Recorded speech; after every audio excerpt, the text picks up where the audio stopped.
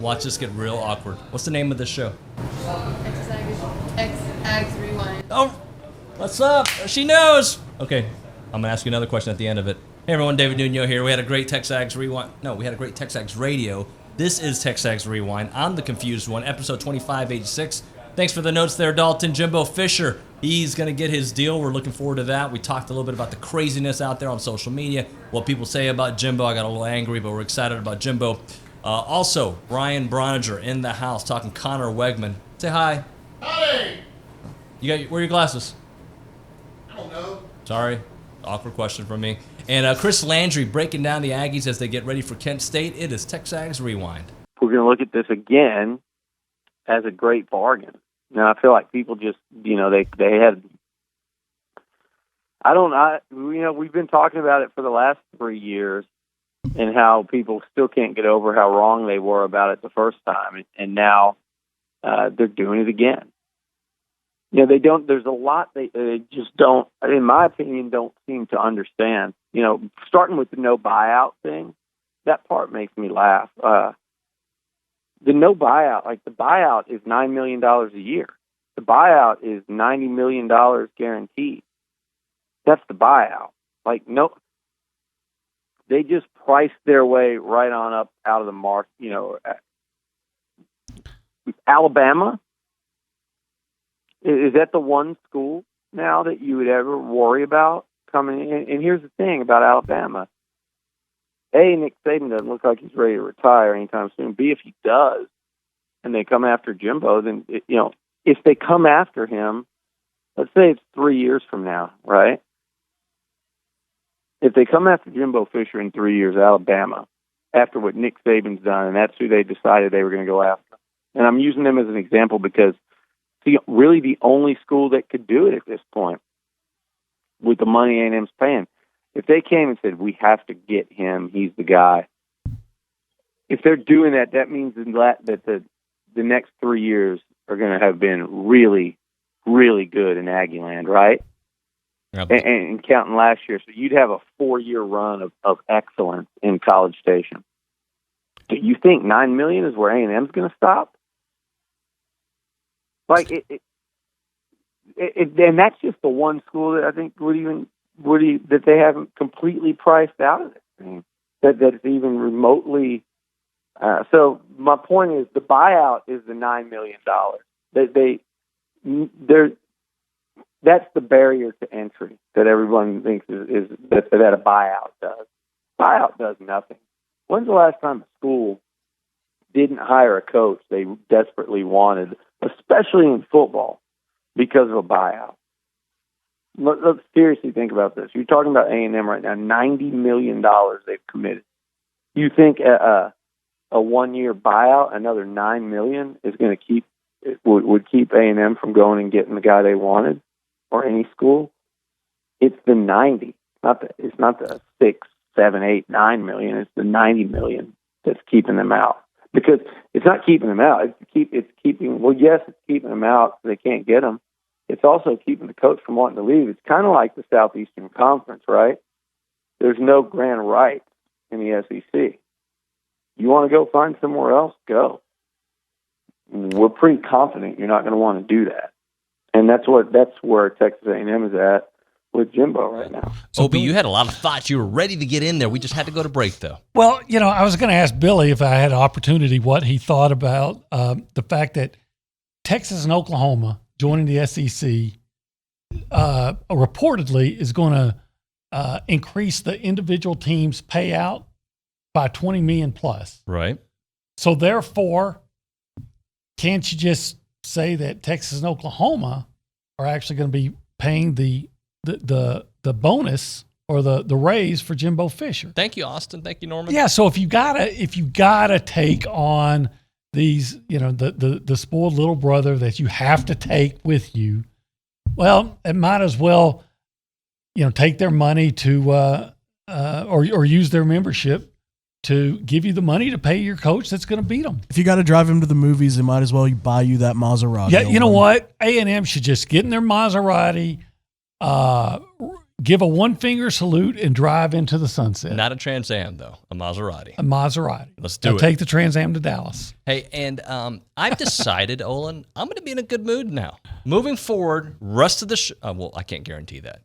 For the next 10 minutes, I'm just going to rejoice that we have a university that is willing to pay top dollar for a top coach and send a signal out to recruits and the current team right now and every administration out there. We believe in our guy who's going to be here a long time and bring us national championships and in the conversation forever. I wonder if Jimbo Fisher could take some of that money and start a business, whatever, his cattle business, and then pick out a player, Harold Perkins, and say, I need you to be a spokesman for my cattle business. Hey, look, we are in a very good place for obvious reasons. And by the way, people have texted in, hey, it's game week. We're getting this done right before Kent State, right? So this is done. I say we like I'm part of the administration. Well, you're an Aggie. I'm an Aggie, and I'm proud of it. But again, it is not our money. It's not coming out of my pocket. It's not coming out of your pocket. It's what Texas and Oklahoma are gifting us. Texas and Oklahoma are helping us pay our guy the right amount of money while they're having to pay their guy, or at least at Texas. And look, it's $2 million more per year than Dan Mullen. I think $2 million's worth a national championship. That's just me. I don't think we've spoken since Connor Weigman's game. No, I mean, that was Goodness Saturday. gracious. But it feels like the news cycle, it feels like it was so long ago. It was just a couple of days ago. Right. You were there. Yeah, I was really going into it. I knew that ESPN would probably have some kind of parameter about us posting video. We got a giant flyer when we walked in that said no live video, and I was thinking that just meant streaming. And so I get ready to start filming Connor, on offense, and had a couple of the ADs who are great dudes. It's not their decision. Yeah. It's ESPN's decision that didn't allow us to film any of the clips. So You're not even pregame? Pregame was fine, but when the game started and ESPN broadcast took over, they didn't want any live clips coming out, which is what we deal with when we go to the Under Armour game in Orlando. Kind of the same thing, but they'll let us post the clips from practice or the game after it's already aired. With this one, they had a 48-hour moratorium where they didn't want any live video out. So You could take pictures. And that was it. But so I really got, the reason I'm saying that is because I really got to sit and watch Connor. I wasn't worried about getting the video or tweeting or anything like that. Just sitting and watching. And I've known Connor a long time. I've seen Connor do some really special things on the football and baseball field. I don't know that I've ever seen him do that, but I don't know why it would surprise me. The kid has always been that guy, that dude, when the lights are the brightest on a national stage, when the competition rises another level, that's when Connor's the best. Well, Jimbo is a firm believer in the running game, and I don't know that that's going to change a great deal. I think that the offense will look a lot like it looks now, as long as he's there. If there's a setback, if there's a would be classified as an underachieving offense on a consistent basis, then you might see him modify things. But he's always been a guy that's been about physicality, setting the running game, protecting the football, and I do think that's the way he's going to be, and I don't see that changing. So the whole evolving, that's not the way Jimbo sees it. That's not what he believes in, and he's going to have to be the one to make that change. And I don't think there's any reason for him to make that change right now, because what he's done is built a program that's at a very high level, and I think it's going to have to take a pronounced amount of setbacks offensively, meaning underachieving, for him to see that significant change is needed. Look, he wants to throw the football. He wants to have success. But the key to success in being able to win at the highest level is the ability to be able to be as functional with a 2-minute offense as well as a 4-minute offense, and vice versa. So you can look at programs like in Oklahoma that has been really good because they're up-tempo, they're good in a 2-minute offense, but they're not good enough in the 4-minute offense, and it hurts their defense.